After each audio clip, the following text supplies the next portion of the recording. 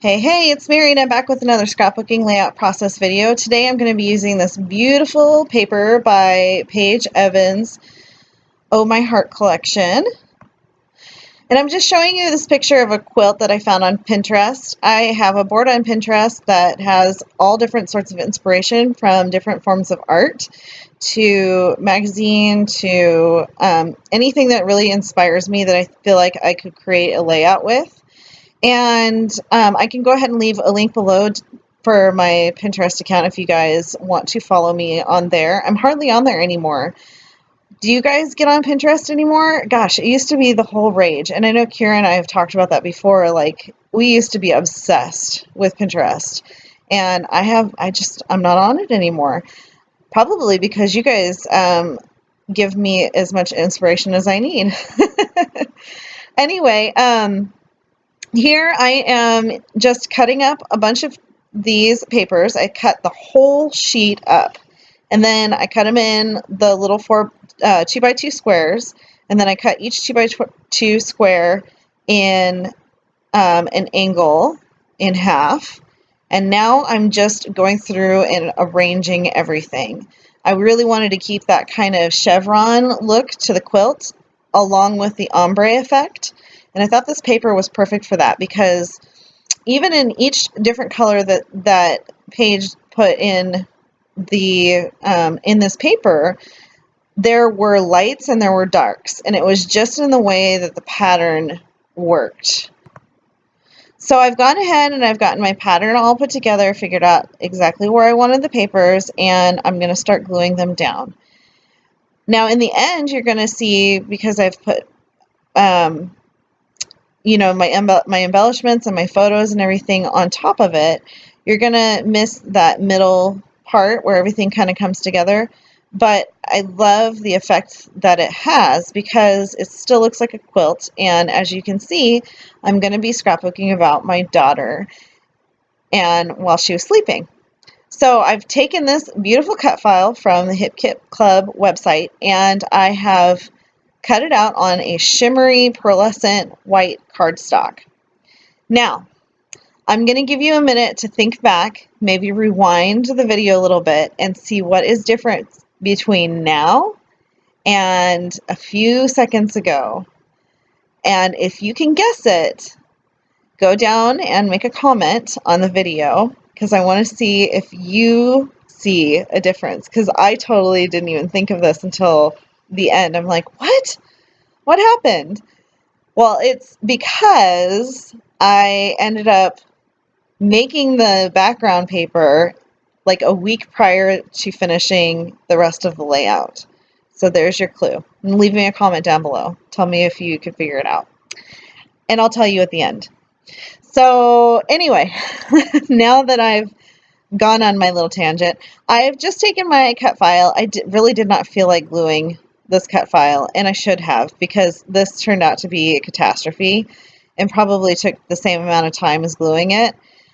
Those are like dot glue sheets, and I use them every once in a while for intricate die cuts, like words and things like that.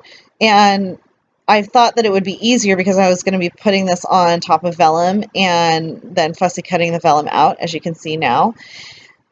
And I don't know if it was easier. It probably was easier, but I just really did not feel like gluing it down. I ended up gluing down the whole cut file on top of the paper with the vellum and everything, as you can see. But I don't know. I don't know if it was worth it. So don't follow my example, or maybe do. I don't know. Anyway, I'm gluing down the cut file, and I really am loving how this is turning out. I didn't want to distract from the beautiful quilted background, and I stitched each zigzag or chevron up into the middle, and you'll be able to see that a little bit better in close-ups. And that gave it another added quilting texture. So now I'm going to go and I'm going to take the innards of that cut file, I'm going to pop them up on some foam, and I'm going to give this cut file a little bit more dimension. And I really like how it's just keeping that light, airy feel. And here I am figuring out which way I want the ombre to look behind the photo of my daughter Abby. I ended up using the other part, the bottom part of that ombre paper at the very, very bottom of the quilted background, and now I'm going to use it again to back my photos, and I feel like that gives a really nice pop of color. And I also put a layer of vellum in between the photo and the back. I also really liked how, even though the blankets on my daughter's bed are white, it looks kind of the same yellowy green that's in Paige's collection, just because it was dark, and I ended up editing it to get it really light and airy. So it was just the way that the photo turned out. And so here's the story behind my daughter as you're watching me go ahead and put everything down. Peppa Pig is to her left, and she's sleeping. She's all tucked in for the night. And this is her when we go into her room lately. She has all of her dolls covered in some way. So she'll have either little towels, like hand washcloths, or she will have extra blankets. She will have tiny little pieces of paper towel. We've even seen her use baby wipes, and she tucks her toys in at night. And it is the cutest freaking thing that you have ever seen, to walk in to see your daughter sleeping and then all of her little babies and dollies and toys tucked in around her in their own individual little blankets. It's adorable. That little girl, she needs a baby brother or sister, I'm telling you. She would be amazing at being a big sister. And don't ask, we're not pregnant. I'm not pregnant. So back to the layout. One thing that I learned from this layout is, because I had a bunch of big ephemera pieces, and it feels like every layout that I've done lately has big ephemera pieces, and that's because all of the ephemera that I have is big lately. And I could use the smaller pieces in the packs, but I don't know why I'm challenging myself to use bigger pieces. But here's what I learned in this layout.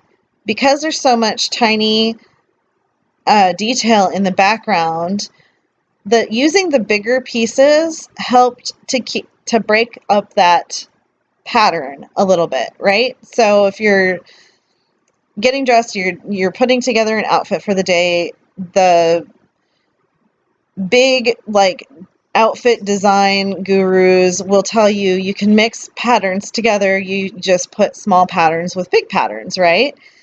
Well, it's kind of like that in scrapbooking too. You can totally break up that small pattern by putting in a bigger piece. And so I feel like I'm complaining a lot about the big ephemera, but I'm learning a lot about how to use big ephemera in the right way. And I feel like that this was definitely used in the right way. If I would have had tiny little things all over this page, it would have looked way too cluttered for the kind of background that I used. So hopefully you guys can learn from that as well. And leave a comment down below and let me know how you're dealing with the bigger ephemera pieces and chipboard pieces in these new collections, and if you like them or not. Do you struggle with them?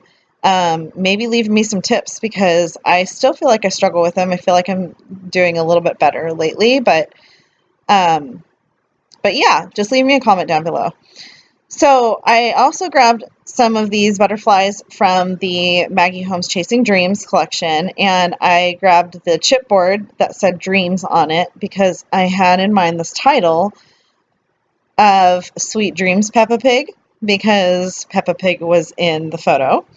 And then I also had some exclusive Hip Kit Club ephemera with the clouds that I wanted to include. The colors matched perfectly. So I'm going to tuck those in here and there. And I'm going to pop some up on some foam tape, and some of them won't be popped up. So I really like the added dimension in this layout. I felt like it helped break up the flatness and allowed me to see the cut file a little bit better, because it was so, like the cut file was, white, and then it had the vellum in the background and everything. So I feel like it helped with everything, not to be flat. So I'm going to glue down the butterflies. And then I decided I did not like the darker color of this butterfly here. I felt like it was too big and too distracting. So what I'm going to do is lighten it up a little bit with some Shimmer's Acrotones paint in white. And I just paint it on, and I pull it off, and then I paint it on again, and then I pull it off until I get the amount of watered down white that I want. Then I splatter it a little bit with the leftovers, and then I water it down even more and put bigger drips of white on it. Now it looks pretty bright right now, but give it a few minutes, and after it dries up, it'll definitely lighten up quite a bit. And that is where I'm going to end up using for a journaling spot. And I really loved how that turned out, because the journaling, if I would have put it anywhere else, would have completely distracted from the layout. So the way that I end up doing the journaling is very much like blended into everything else. And it's the one little spot that has any mixed media on this layout. So you kind of get that still merry feeling from just that one piece of ephemera. So now I'm going to work on the title, and I tell you what, guys, I just got done doing a Bible journaling entry that you'll see on Sunday for Spiegel Mom Scraps, and it had a ton of little alphas on it, and this had a ton of little alphabets on it, and I'm really sick and tired of having to deal with tiny little alphabets. I don't know. It takes me forever to stick alphabets down on a page to make out words. And then when it's not exactly where I want it to be, I have to pick up every single alphabet and then move it again because it's not in the right place. It should be a 16th or an 18th of an inch up or to the left or to the right. And I struggle for reals with this. But I've got the alphabet down. I've got it exactly where I want it now, and now I can move on with my life. Right? So I'm going back in, and because you couldn't really see the title well enough, I'm bringing in some more of those negative cuts from the cut file and putting them underneath the title in certain places so that you can really see what the title says. Otherwise, it just blended in too much into the background. And then by the end, you just see little pieces of the original cut file really poking through. But I really like how it turned out. And you'll see more of the different layers and the different textures and stuff in the close-ups. So I decided to move that little butterfly down because it was a little bit too distracting up at the top. And I like where it is now. And then I'm pulling in some more of the chipboard from the Chasing Dreams collection. I'm going to pop this one up half on foam because that little white cloud was already popped up, so it needed a little bit more dimension. And then I'm going to start to sprinkle some sequins around the page. The sequins that I used were Sparkle Power sequins from the Spiegel Mom Scrap Shop. And stay tuned at the end of the video because you will see my code to save 15% at the Spiegel Mom Scrap Store. And keep an eye out, you guys, because she's got another new release coming. And I just got them, and they're fabulous. I'm so excited. Love, love, love, love, love the new sequin mix releases. So I'm going to just continue to sprinkle around these gorgeous sequins around the page. So putting these sequins down is definitely a labor of love, but like I have said before, I love, love, love my sequins. So I'm willing to go the extra mile to glue some extra sequins down. And of course, you don't have to go sequin crazy. You can just put them in little spots here and there. And then I'm taking my Uniball Signo white gel pen and I'm writing down my journaling. And my journaling says, lately when you have been falling asleep, you tuck your toys in snug as a bug. And that's it for my layout, you guys.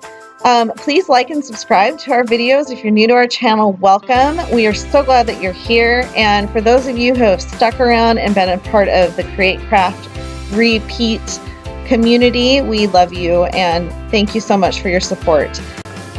And if you had a chance to make a comment earlier and notice the difference between the first few minutes and the next few minutes of my video, yes, I did change my nail color.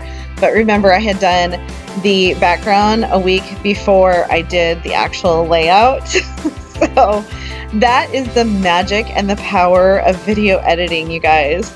Anyway, here's the code for my 15% off. Go to the Spiegel Mom Scrap store and check it out. And I will talk to you guys later. Bye.